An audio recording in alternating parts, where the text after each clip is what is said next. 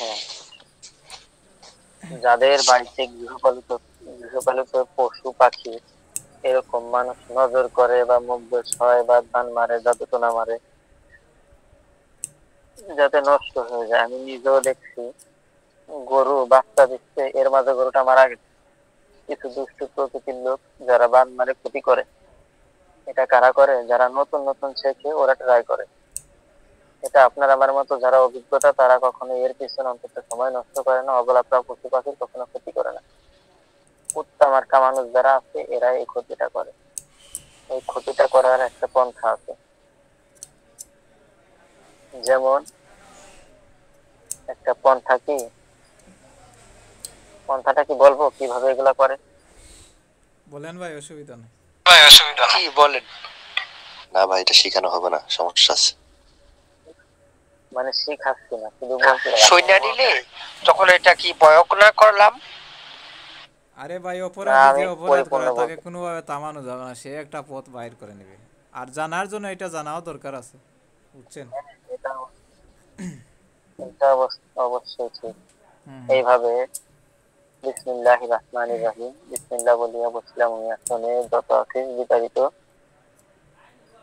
শয়তান জিন আয় আমার শাসনে, আল্লাহর শক্তিতে হয়ে শক্তিবান, ডাকিতেছি আমি অমুক, তোরা সকলে মিলে আমার এই কর্মে করে ভর, কর্ম যদি নড়ে আল্লাহ রাসূলের মাথা কেটে এ জমিনেতে পড়ে, তবুও যদি কর্ম নড়ে আল্লাহর শত অধিক্যদে মরে, তারপরও যদি নড়ে আরো কুস্তি ভেঙে এ জমিনেতে পড়ে, বিহাক্কে লা ইলাহা ইল্লাল্লাহ মুহাম্মাদুর রাসূলুল্লাহ। কয়েকটা আবার তেলাওয়াত করে। এটা হলো বান মারার একটা পন্থা। যে কোনো বান এইভাবে করে। এই এইভাবে করে। কারণে এই এই কারণে এই বানগুলো, ভাই মাইক্রোফোন ভাই মাইক্রোফোন অন করেন মাইক্রোফোন কেন? মাইক্রোফোন। এই কারণেই এই বানগুলো দেখবেন কার্যকারী হয়ে যায়। কেন হয় জানেন? দেখেন এখানে কি বলা হয়েছে, যদি বাক্য নড়ে আল্লাহর মাথা কেটে সাত জাহান কেটে, যদি বাক্য নড়ে আল্লাহ রাসূলের মাথা কেটে সাত জাহান্নামের আগুন পড়ে। নাউযুবিল্লাহ। কত বড় শিরক! তবুও যদি নড়ে আল্লাহর শত অলি কেঁদে মরে।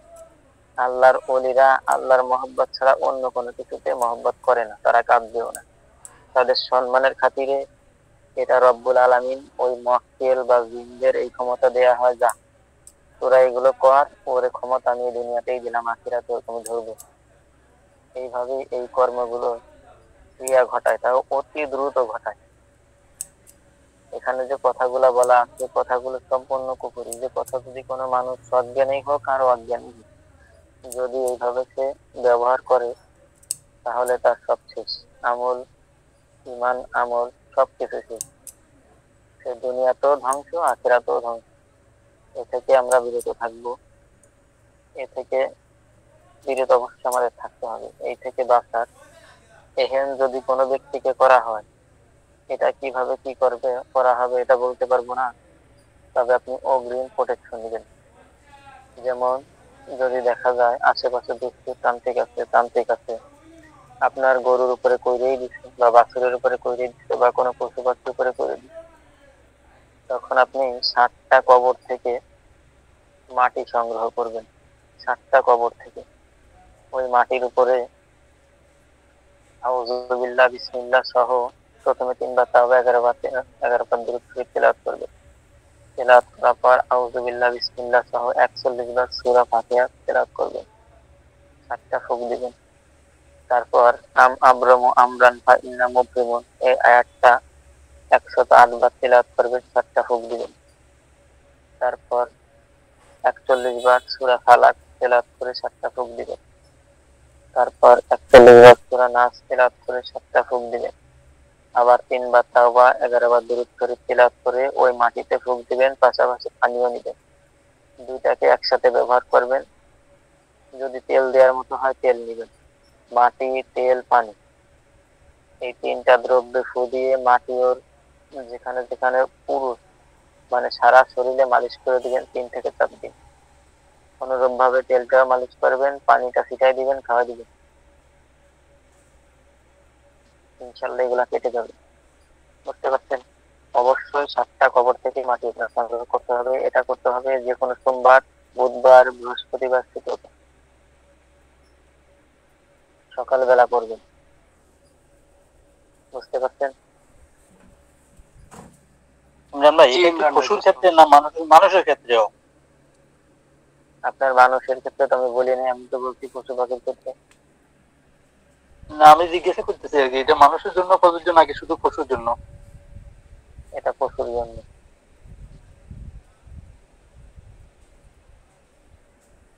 ভাই আরেকবার বলেন তো সূরা ফাতিহা কতবার? এটা রেকর্ড হয়েছে, আপনি রেকর্ড দেখে নিন। আচ্ছা আচ্ছা। এই গোরস্থানের মাটি বাদে আর কোনো উত্তম পন্থা নাই? আমার জানা মতে নাই ভাই। আচ্ছা ইমরান ভাই, এই রেকর্ডটা কি ছাড়া ঠিক হবে কবরের নাকি? মাটি রাখতে।